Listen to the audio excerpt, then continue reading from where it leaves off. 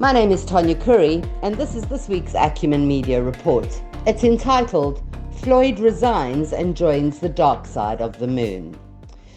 I've always had a sweet spot for Julius Malema. I think it's because he's a marketing genius. Who will ever forget the day when the red tide entered Parliament dressed in overalls and donning red berets? I don't agree with his ideology, but you can't help but admire a man that painted South Africa red. Although yesterday I felt sorry for Juju. Floyd resigns. On Wednesday, social media was filled with gossip. We already suspected Floyd was on his way to Jacob Zuma, but when the release came out for the EFF presser on Thursday, we held our breath for confirmation. We were not disappointed. Floyd Shivambu, the deputy president of the EFF, opened with his resignation letter. And I said, please be informed that I will not renew my membership of the EFF in Ward 44, which is one of the best performing wards in Johannesburg region. I also request to resign my position as Member of Parliament and all positions in the EFF. He had not only resigned, but he was joining MK and Ubaba. Yes, you understood me perfectly. Julius's best friend and the co-founder of the EFF has left to join the man who Julius has defended for years. I mean, who will ever forget the notorious high tea where Juju and Floyd visited Nkandla for a cuppa? This was, strangely enough, just before the July insurrection, and when Julius told us unequivocally that Jacob was both his friend and a friend of the EFF. And now this. In the interview, Julius looks furious while Floyd is reading out his Dear John. And then Malema addressed the media himself, and I thought he was close to tears. He called Floyd his brother from another mother and said he was welcome back any time. I stand before you to accept the decision of the Deputy President of the EFF, who has voluntarily resigned his positions and did not renew his membership. When he sent me a letter yesterday, I felt the same pain when I received the news of the passing away of my mother. The constitution of the EFF does not allow people to resign and join other political parties and come back to the party. But I've made this offer to Floyd, that the day you decide to come back, you are more than welcome. That made me sit upright. What do you mean, Julius? He's going to an opposition party. He has betrayed you by joining a man you protected, regardless of how angry South Africa was about his behavior. And now you're telling this oak he can come back? I almost felt sorry for you, sir, but instead I smelt a rat. Are we being played again? It wouldn't surprise me. The EFF and the MK party are allies. They even have a written caucus together. It's got GNU vibes. So are they joining forces? Is that the end plan? That would make a great deal of sense, but why not just do that? Why the fanfare? If that's not the jig, then Marawaya, Julius. Floyd is not the only one. Jimmy Manyi has also resigned to go and join MK. There are many different opinions across the interweb, and there is a strong one that says Julius's time is up. Rumours were rife about the election results and how the EFF needed an urgent change in leadership.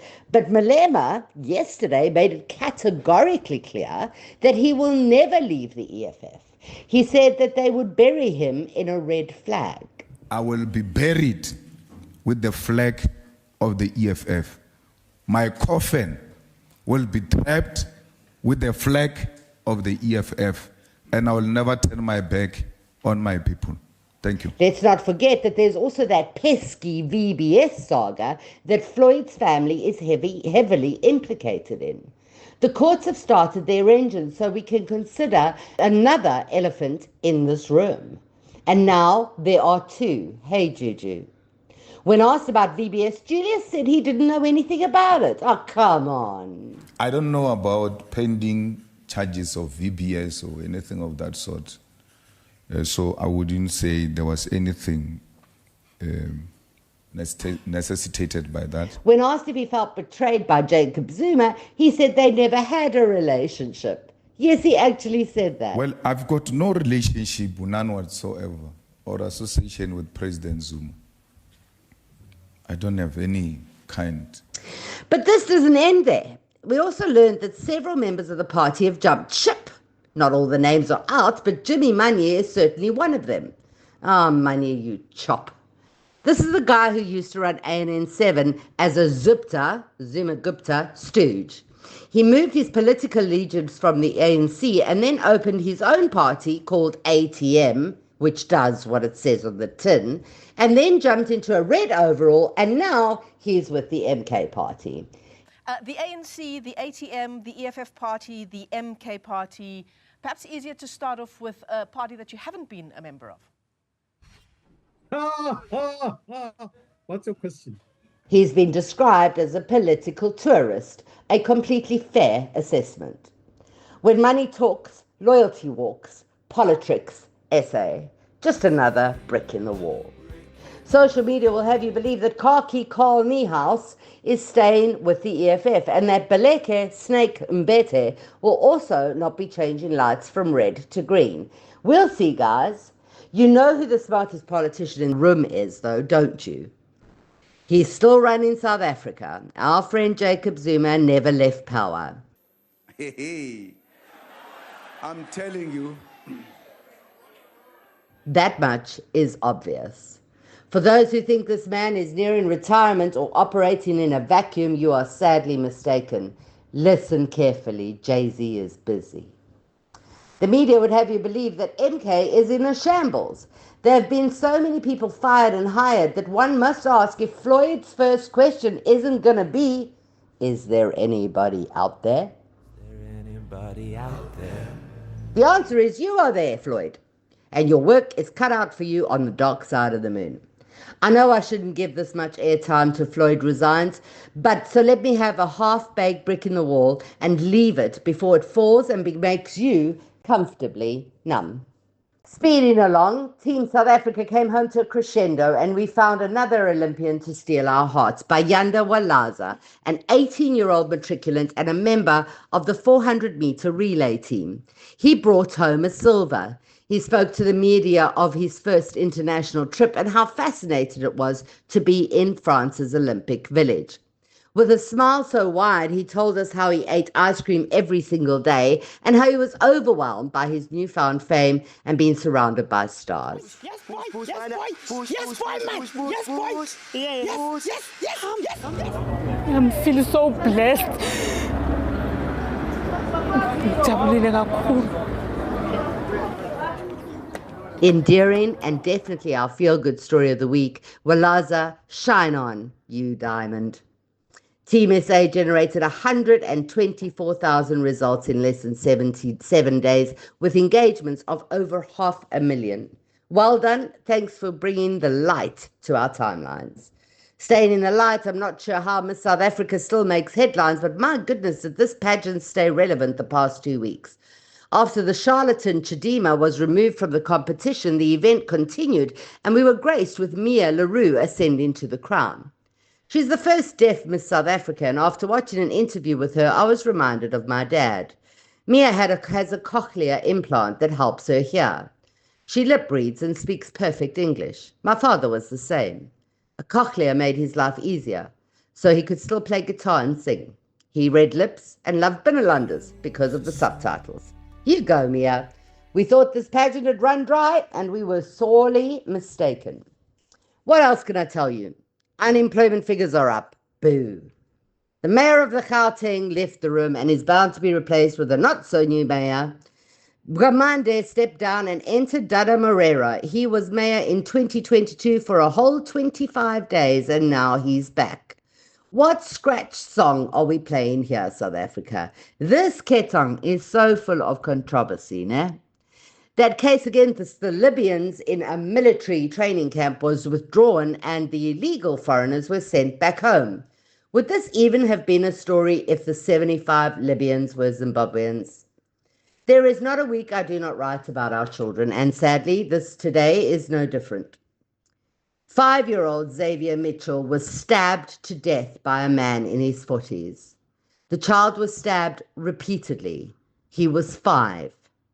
Meanwhile, in Boksburg, a 4-month-old died at a creche. The creche is being charged with neglect. The mother picked up her lifeless son after spending just 3 weeks through that daycare. 4 months old. What are we doing to our children? Then they recovered the body of the head prefect Riza, who drowned in the Vaal Dam. Apparently, he was fishing and the wind blew some of his belongings into the water and he went after them. That was all it took. Another child gone. This is a depressing report, isn't it? I wish I had something local to cheer you up, but I'm left with a handful of court cases. Hanger-wielding Pastor Maboro appears in court today.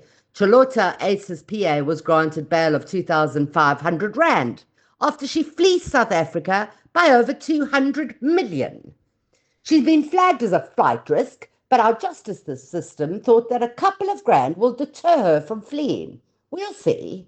If she goes down, so does Ace, so watch this space. Another half-baked brick in the wall. The Enyameri Tavern features in the court's to-do list too, as we still ask for a toxicology report. It's been over 2 years. Mpox becomes a big thing as a state of emergency is called in the DRC, and the first case hits Sweden. They found water on Mars. It's underground, apparently. Is there life on Mars? I'm sure there's a song like that. There are 2 astronauts in space that aren't able to come home and have been told to hold on for another 8 months. That story worried me. Have they got enough food and water? The vehicle got them safely to the space station, and so they can stay up there for months and months and work on the problem and make sure they got everything sorted out. 8 months is a pretty long delay. Then there were moments when the Olympics were ridiculous. The breakdancer Rachel Gunn from Australia made me feel like I should enter the sport. She was terrible, and we lapped it up. Nothing like a kangaroo hop to keep you distracted. The closing ceremony was no better than the opening, but the last Olympic medal was won by a lady in a hijab. That must have irked Macron, especially when it became one of the biggest stories. Somehow the world became convinced that Iman Khelif, a Muslim female boxer from Algeria, was a man. She's not. She's a woman from Algeria who's Muslim. Did I mention that she's from Algeria? Do you seriously think that Algeria would send a transgender person to compete? Come on. The story gained traction bolstered by J.K. Rowling and Elon Musk's tweets. Those interested went for each other's throats. Khelif was born with a Y chromosome, and many said that this made her a man. To be clear, she has no male bits, but she has the Y chromosome. She also been beaten by 9 other women in her career. In the Olympics, she won fair and square. Yesterday, she announced that court proceedings have been launched against both Rowling and Musk. Good on you, Iman. No pronouns required. Talking about Musk, he tried to break the internet by hosting a space on X with Trump. I listened to it, all 2 hours of it. It was as painful as it was technologically challenged as it was boring. 2 megalomaniacs blew smoke up each other's rear ends for 120 minutes. Trump said that the world was taking its rapists and murderers and sending them to America. Also getting rid of their murderers and their drug dealers, and they're coming into our country at levels that have never been seen before. He said it was becoming so bad that many countries are now sending their lazy people to the US. Musk chimed in and cooed in agreement.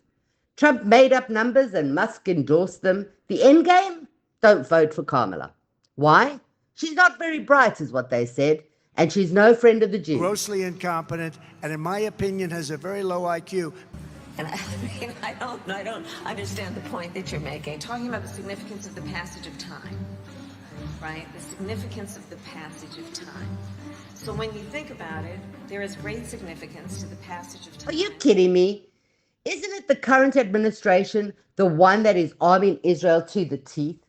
We begin today's show looking at how the Biden administration has just approved $20 billion in additional weapon sales to Israel. This week, Putin told us that the West was fighting Russia via a proxy with Ukraine. помощи своих западных хозяев он выполняет их волю, и руками украинцев Запад с нами воюет. He said that the weaponry is all from the West, and without the West, there would be no war in Ukraine. He's got a point. We also saw Netanyahu and Ben Gvir cause more deaths and unimaginable cruelty. A Palestinian school was flattened by Israel during morning prayers. In one disturbing headline, a woman gave birth to twins, and within days, a precision strike from Israel killed her and the two babies before the husband could return with a registration certificate.